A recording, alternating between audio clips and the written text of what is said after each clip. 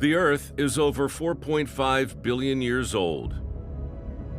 Its history is shaped by disaster after disaster. Asteroid and comet collisions, flares from the sun, mass extinctions, supernova explosions, cosmic ray bombardment. You name it, we've experienced it. Kind of a miracle we're here at all.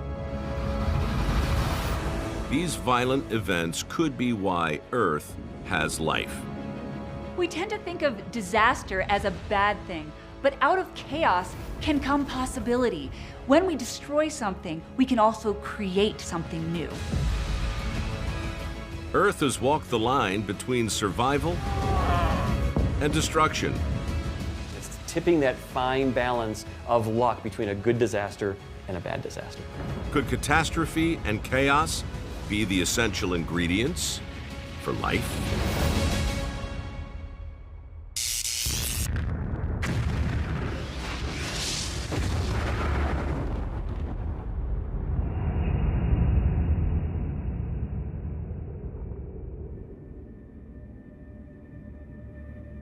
(2021). Scientists investigate something mysterious buried deep inside the Earth. It's a long-hidden clue to our violent past. Deep down 1,800 miles below the surface of the Earth, our core is surrounded by fluid rock. But inside that, 600 miles high and thousands of miles across, are two denser regions, and they kind of cup the core of our planet like two hands. One of them is, half the size of Australia, for crying out loud. So, I mean, they're big lumps down there. There's no reason they should be there. It's a mystery to us. To solve this mystery, scientists need to examine the rocks buried over 1,000 miles beneath the surface. We don't really know what these two big rocks are made of sitting there on the core. However, we've been able to sample them. How in the world is that possible? Well, these blobs are actually feeding mantle plumes that are rising up through the mantle. So volcanoes in Iceland and Samoa, for instance, will dredge up some of these lumps of rock from the mantle. It's a precious chance for us to sample some of that deep rock that we'd normally not get a chance to see. These rocks are old, very old. It turns out that the samples in the lava that we think came from these blobs of rock in the mantle are 4.5 billion years old. That is as old as the age of the Earth. So they tell us something about how the internal structure of our planet was arranged in the earliest days of the formation of our planet. So getting samples from that time is very, very important. The age of the rocks may be a clue to their origin. They date back to a time of monstrous cosmic mayhem.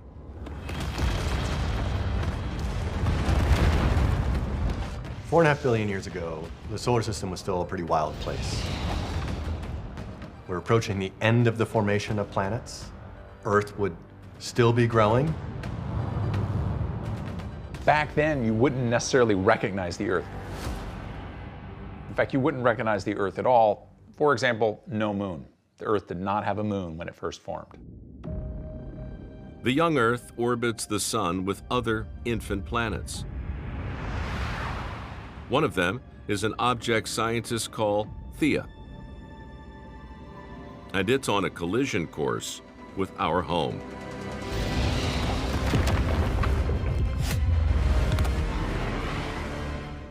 The Theia collision would have been a spectacular event. It would have been one of the coolest things you could possibly witness in the origin of the solar system, certainly the biggest event in the history of the Earth.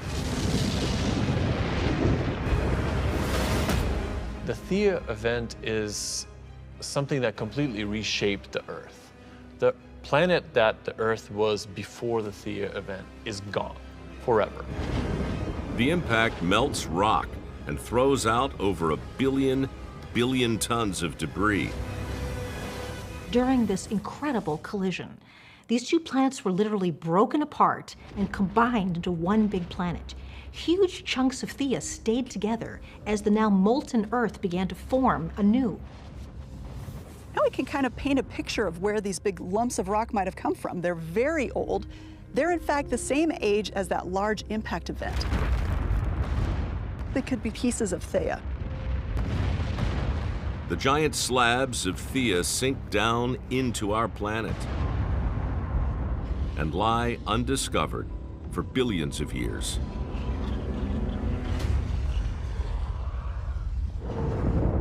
Earth reforms from the ruins of both planets. Now, you might think that a collision like this is just devastating. There's no upside at all. But there are some things that came out of this collision that may have led to the possibility of life. When these two planets combine, parts of Theia's iron core merge with Earth's. So that means that Earth collected a much bigger core than it might have possessed on its own. This is good news for us because the core is the source of the magnetic field that protects us.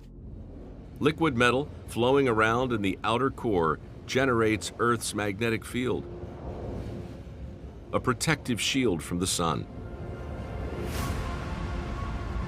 The sun can actually output billions of tons of high-energy protons and electrons in a single burp.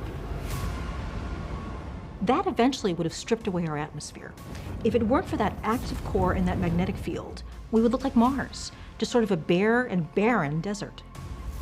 Thanks to Theia's extra iron, Earth's molten outer core is large. So it cools slowly, staying molten, and keeps on generating a strong magnetic shield. Because of that collision, the extra iron, the extra heat, we've stayed active. We have a magnetic field. We are protected. And in fact, that's why we're here talking about it. The catastrophic impact helped life in other ways. The Theia event was absolutely huge. Not an impact like a 100-mile asteroid making a big crater in the desert, but a planet hitting a planet, causing a huge disk of debris spread out from the Earth, out of which formed the moon.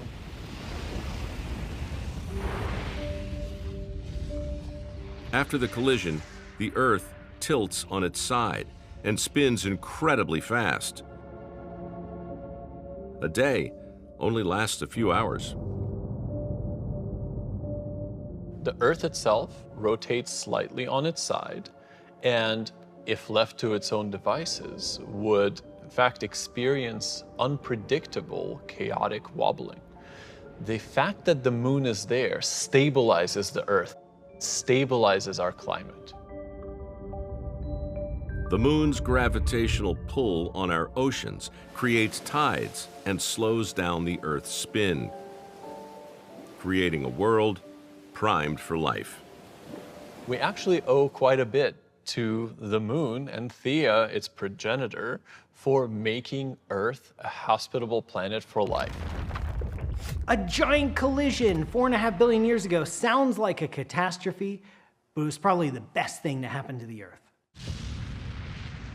Theia, I would shake your hand because we have a lot to owe you.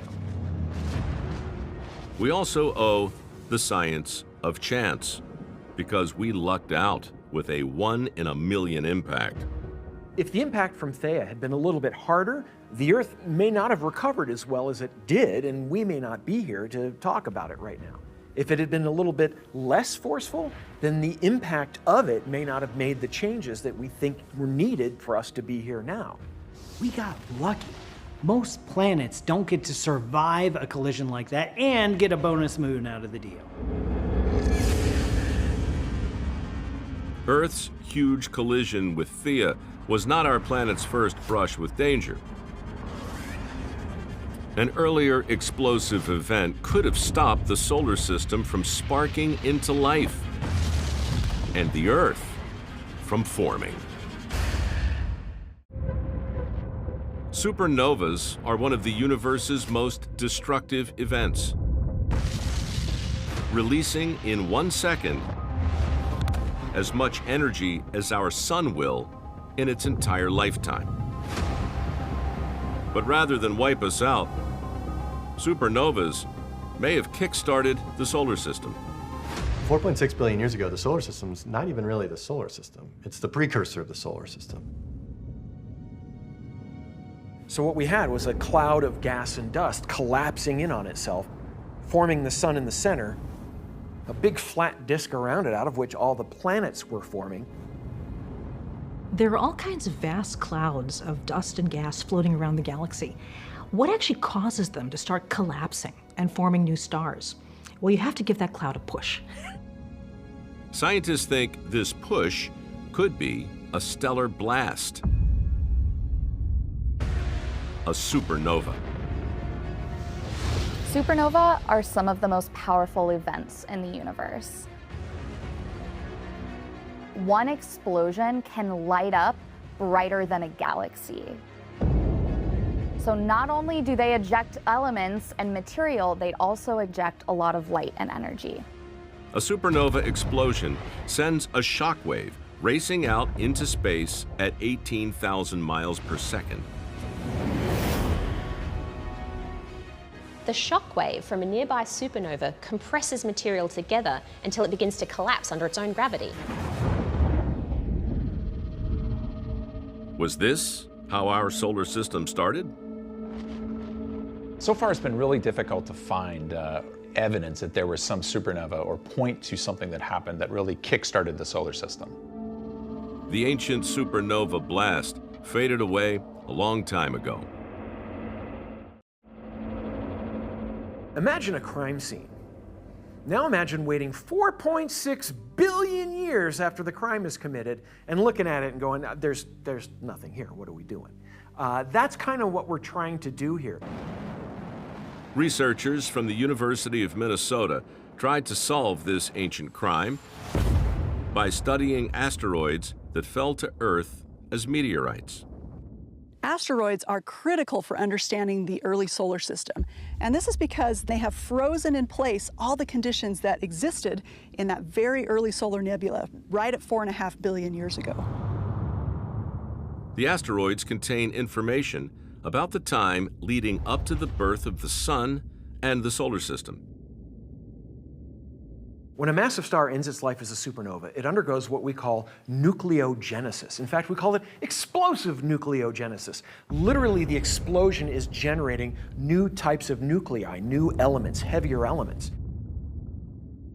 Well, it turns out the types of elements it makes depends on the star that blew up. The Minnesota team ran computer simulations to investigate which elements form when a star, up to 12 times the mass of the Sun, explodes. Then they compared the results with analysis of elements found in asteroids dating back to the birth of the solar system. They match.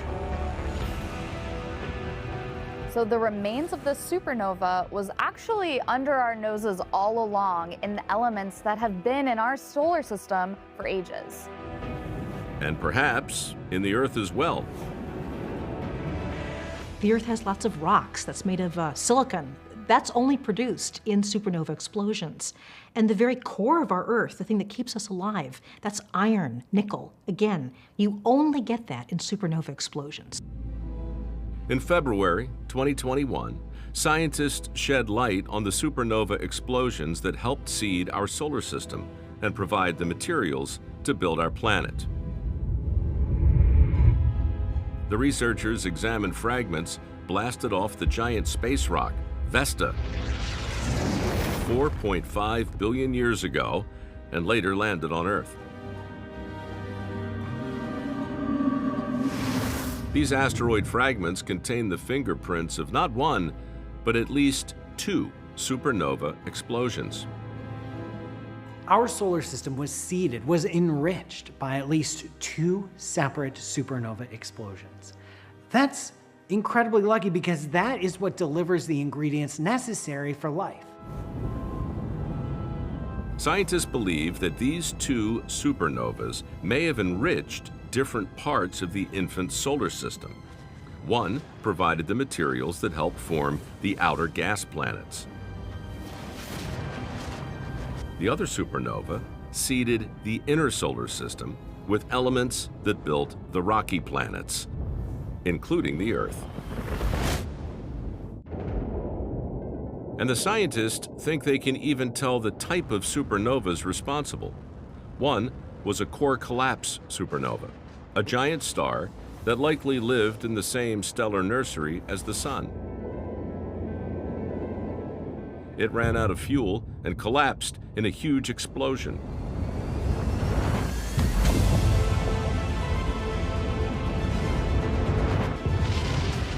We think that this supernova fed the outer solar system. The other was what we call a Type 1a supernova.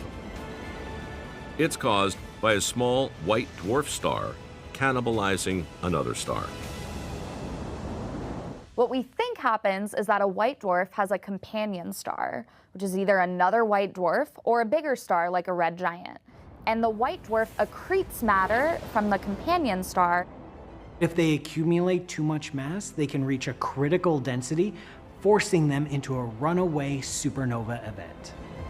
The Type 1a supernova explodes with extraordinary force, blasting material across interstellar space, donating elements to the heart of the gas cloud, where the inner rocky planets will form. Once again, our fate came down to pure chance. A series of extraordinarily violent supernova blasts gave the solar system the kickstart it needed and the elements to build the planets, without destroying our future home. It's a fine line between being too close to a supernova, which will just shred your pre-stellar cloud, and not too far away that you don't get any of the good stuff. Supernova play both creation stories and destruction stories. They play both roles. We lucked out. This chapter of the story ends well. The solar system gets the ingredients it needs to build planets. Earth forms in a good location, close to its star. The future looks bright. But then, the biggest bombardment in history smashes into the Earth.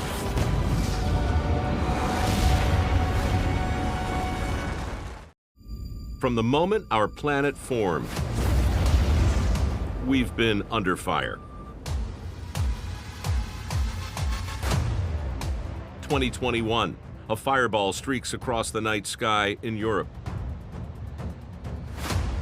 2018, a 1,500-ton meteor explodes over the Bering Sea with 10 times the energy of an atomic bomb. 2013, an asteroid explodes over Russia, injuring over 1,000 people. The Earth is hit by quite a few asteroids every day. You see them as shooting stars, meteors in the sky. These events are violent and destructive, but these space invaders also brought something every living planet needs: volatiles. When we say volatiles, what we mean are elements that are really light and easily moved around. Often they're gases, so that's oxygen and water and carbon dioxide and just all those light elements that are really important building blocks for life. These elements are abundant on our planet today, but were not when it first formed. From observing other solar systems forming all around us in space, we know that planets as close to their stars as we are to the sun, when they form, they're very hot and dry. There's probably some little bit of water around there, but really not very much. So what this means is any volatiles will basically be boiled away. If you have a molten surface, anything like water is going to get boiled away. Young Earth was a dry planet, devoid of all the precious volatiles needed for life.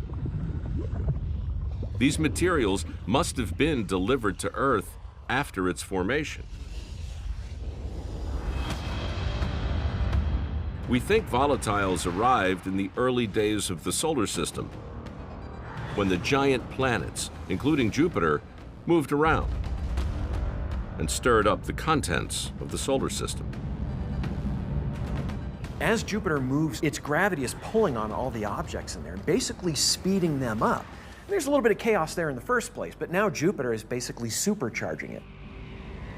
Jupiter's path sends countless asteroids and comets on a collision course with the Earth. It would have been utterly chaotic. This is a rain of large objects onto all of the inner planets. But these objects that came screaming into Earth were gigantic. 4 billion years ago, a storm of giant asteroids and comets hits the Earth. Some are tens of miles wide. They bring the volatiles that help fill the Earth's oceans and build its atmosphere. But cosmic deliveries can both give and take. The importance of impacts for atmosphere could go either way. You could have a really big, really powerful impact that blows away the atmosphere of a small fledgling planet. Or you could have a bunch of small impacts of water-rich asteroids that are simply contributing water and volatiles and new chemicals to the surface that might help the atmosphere that's already there. When you think about an object coming to Earth, is it going to land on Earth? And if it does land, is it going to be an erosive event where material is lost from the Earth, or is it going to be an accretion event where the Earth gains material?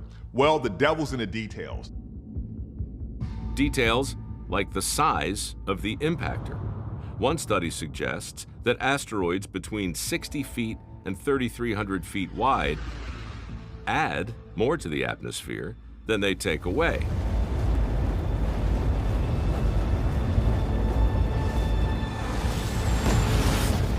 And speed at the point of impact also matters. Asteroids are orbiting the sun, and when they fall towards the sun, they are gaining speed, they're gaining velocity. Imagine dropping a coin into one of those spiral wells. As the coin gets closer and closer to the middle, it spins up faster and faster.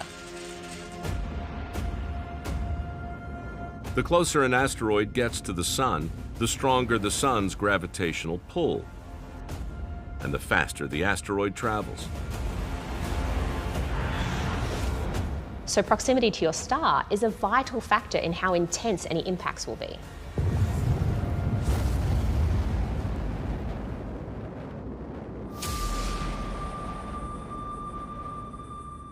It's possible that the Earth is the right distance from its host star, so that when an impact happens, the energy isn't insanely high, it's just the right amount that it's the right speed to make everything work. Supernovas seed the solar system with the elements to build the planets. Asteroids and comets deliver volatile chemicals to the surface of the Earth. Together, they create a habitable environment. So we need those impacts to happen to have life on Earth.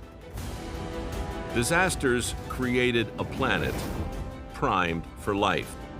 But it appears that even more mayhem and chaos are needed to trigger life itself.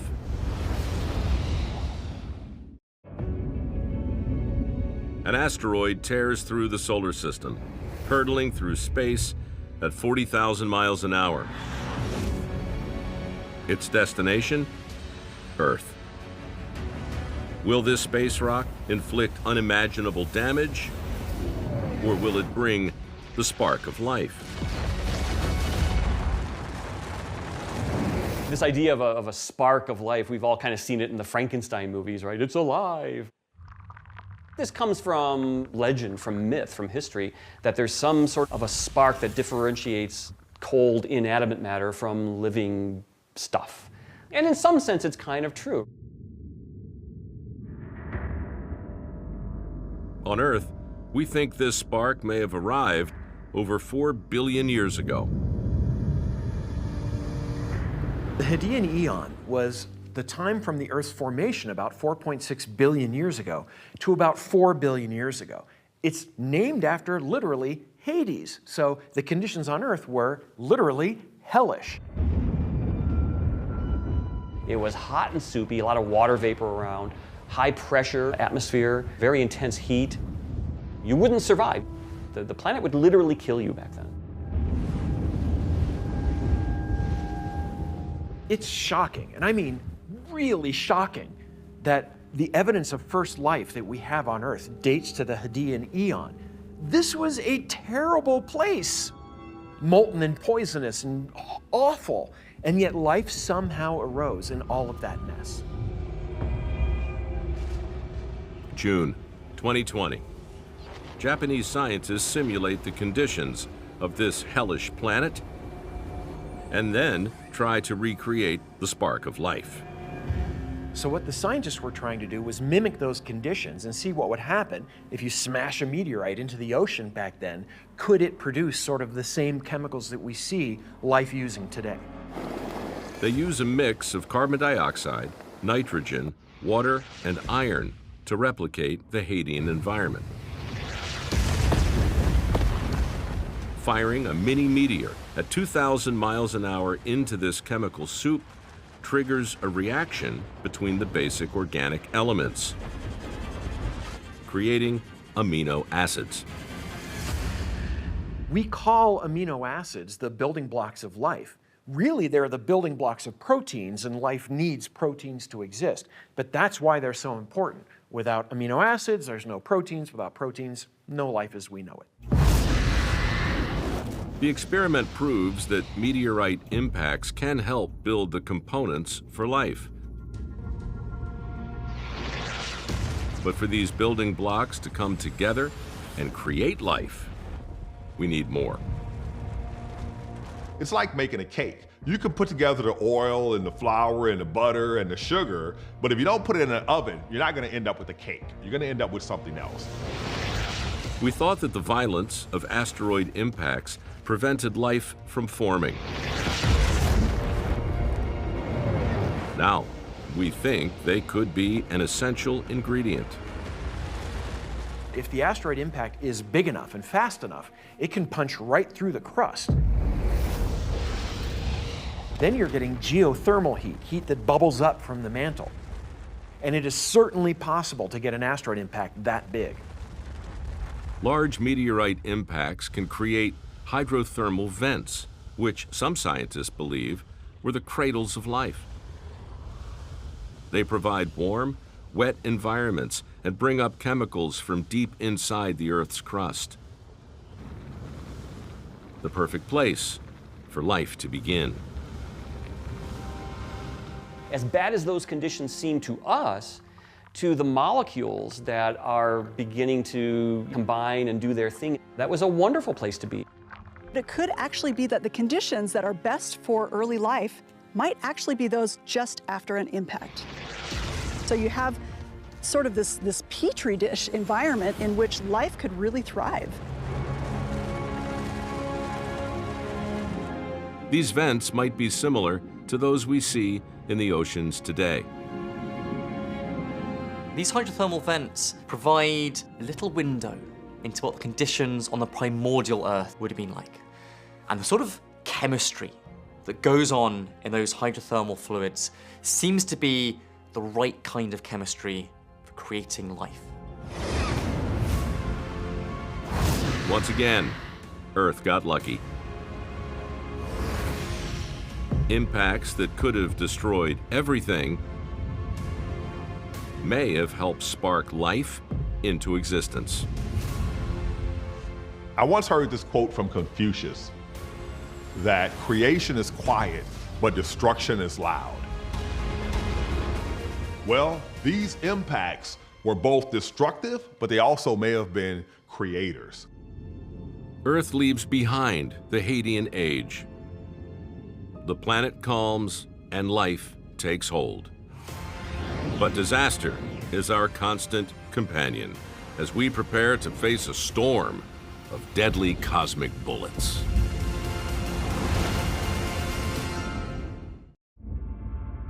The universe is a dangerous place for life. There are asteroid impacts, black holes, and exploding stars. But public enemy number one, cosmic rays. Lethal, energetic particles born in violent events. And they come in three kinds. Solar radiation is basically charged particles coming from the sun. The second type are galactic cosmic rays, which are fragments of atoms that are hurled out from supernova and accelerated to nearly the speed of light. And then there's ultra-high energy cosmic rays. We think they come from all the way outside the Milky Way. Because of all the cosmic rays going through space, the universe is incredibly hostile to life. Cosmic rays are incredibly small, but travel so fast near the speed of light that they can tear through our DNA and damage it. You're full of DNA. If that DNA gets broken apart, guess what happens? That could lead to cancer and death. At first glance, these cosmic rays are the worst things for life. They're terrible. Despite their frightening rap sheet, cosmic rays may have played a crucial role in the evolution of life. 2020, scientists at New York and Stanford universities investigate biological molecules that have a twin. Mirror image versions called chiral molecules. The concept of chirality in chemistry is when you have two molecules, two chemicals, that are physically the same. They're made of exactly the same things, but their structure is different. And they're not just different, they're reflections of each other. It's literally called handedness because look, here's my right hand with my thumb over here and my fingers over here. Here's my left hand with my thumb over here and my fingers over here. I can't wear a left glove on my right hand. There's nothing I can do to make these guys the same. And it turns out this is true not just for hands, but also for a large number of simple organic compounds. Things like amino acids or sugars, which are the building blocks of all life on Earth. Billions of years ago, early life may have had both left and right-handed DNA and RNA. But life chose to use mostly right-handed molecules. The reason may have been cosmic rays.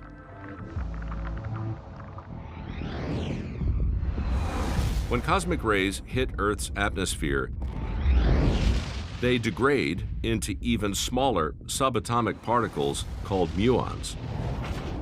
Most muons spin in one direction. So we have these little muons, which are very energetic, and they're spinning a certain way. And when they hit a molecule, they interact with it. They can disrupt it, they can change it. Some scientists believe these spinning muons interact more readily with right-handed DNA and RNA, triggering mutations. Some mutations are beneficial, but they have to get a chance. So if you have right-handed molecules and left-handed molecules, and they're both being hit by muons, the one that's hit more gets more chances to have a beneficial mutation. Cosmic rays may have given right-handed life an evolutionary advantage. Left-handed life could not compete. It's like throwing dice. If you're trying to get double sixes, and the left hand only gets to throw 10 times, and the right hand gets to throw 100 times, more likely to get double sixes with the right hand than the left hand. But the dice don't always land in our favor. 359 million years ago, Earth's luck ran out. And cosmic rays may have lived up to their reputation as the baddest particle on the block. Earth's oceans were teeming with marine life. And by this period as well, plants had started to colonize onto the continents and land masses, attracting animal life, insects, millipedes. And it's in this environment that Earth experienced one of the greatest mass extinctions in the history of life. Something killed off 97% of all vertebrate species. We call this wipeout the Devonian extinction.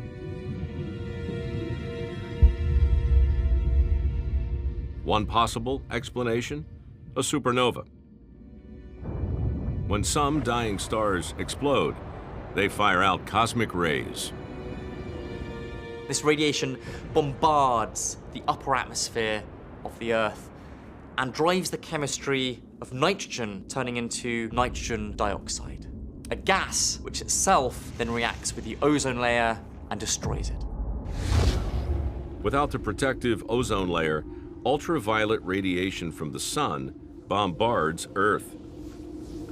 Radiation rains down for thousands of years, damaging the DNA of plants and animals.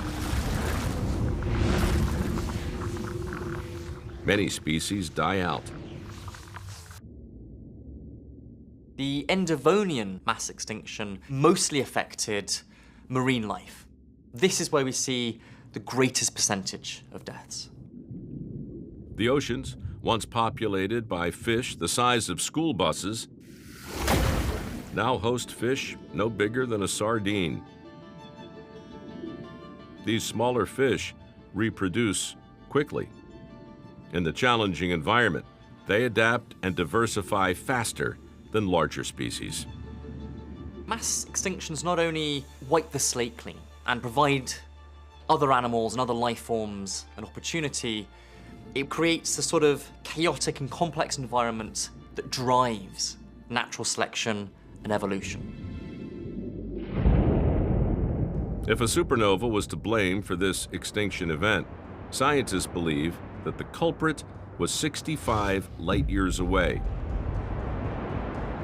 Any closer, and Earth's luck would have run out completely.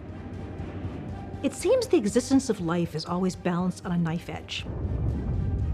One exploding star goes off a little bit too close to us, and we are all destroyed. So there's this wonderful balance between just violent enough and too violent, and we have been lucky enough to dance on that edge for 4.5 billion years. This mass extinction reset life on Earth and paved the way for four-legged creatures, our distant ancestors. Cataclysmic events go hand in hand with human evolution. Some knocked us back, and others, like the event 66 million years ago, gave us a push forward. 66 million years ago, a massive asteroid crashes into the Earth. It triggers a huge extinction event. Without it, humans may have never evolved. At this time in Earth's history, we had these enormous plants and gigantic insects that actually would be incredibly terrifying if we saw them today. Pterosaurs sail through the air. Huge marine reptiles dominate the oceans. And the T-Rex is the king of the world.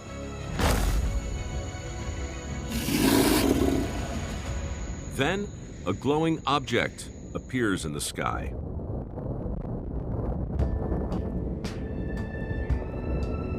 I'm sitting on the beach, what was then going to be the Yucatan of Mexico, enjoying a drink with a little umbrella. But up there in the sky, all of a sudden, approaching me at 40,000 miles an hour, is Mount Everest, glowing thousands of times more intensely than the sun. And it's just seconds away from dropping on my head. A 6-mile-wide asteroid slams into the Earth.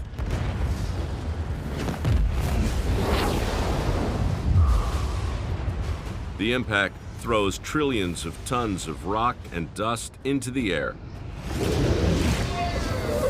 The rocks heat up as they fall back to Earth, setting the planet on fire. That beach holiday suddenly turns into absolute nightmare. The impact also throws up soot, choking the atmosphere. Now the skies are blotted out by all these materials, so the sun is no longer shining brightly on the surface. Plants need sunlight to photosynthesize. Without this vital energy source, many species die out. With their food source gone, plant-eating dinosaurs starve to death, followed by their predators. It was a huge disruption to all of life on Earth. The dinosaurs have been around for 160 million years at this point. That's no small amount of time, and in one event, they're gone. Again, the dice roll is in our favor. Most dinosaurs become extinct, paving the way for the evolution of mammals, leading, eventually, to humans. Without the asteroid impact, we wouldn't be here. As a furry primate on this planet, I kind of like the KPG impact, right? I'm here because of it. We all are. Some plants benefited from the asteroid strike. To learn how plants changed after the impact, Smithsonian scientists examined thousands of tropical plant fossils from the time of the die-off.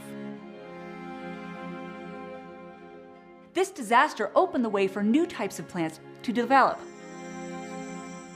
It transformed the plant kingdom, producing a richer and more diverse global ecosystem. Before the asteroid strike, conifers and ferns dominated the tropical forests of South America. But afterwards, falling ash from the impact enriched the soil, and fast-growing, flowering plants took over. The impact was very hard to recover from, but it actually opened the opportunity for a greater diversity of plant life, which ultimately has benefited us as humans because it has allowed us to have more food sources. This new world order eventually gave rise to the modern Amazon rainforest, home to 10% of all species on Earth. It really destroyed and remade our entire environment. The world grew back, of course it did, here we are, but it changed everything. And another age, maybe, just around the corner. We should absolutely expect that at some point in the future, and I'm not saying you should lose sleep over it, but at some point there will be another mass extinction. Maybe that will be the end of our days. An intriguing question is, what might come after humans on planet Earth? Catastrophe may be the universe's recipe for life throughout the cosmos, one that every planet must follow.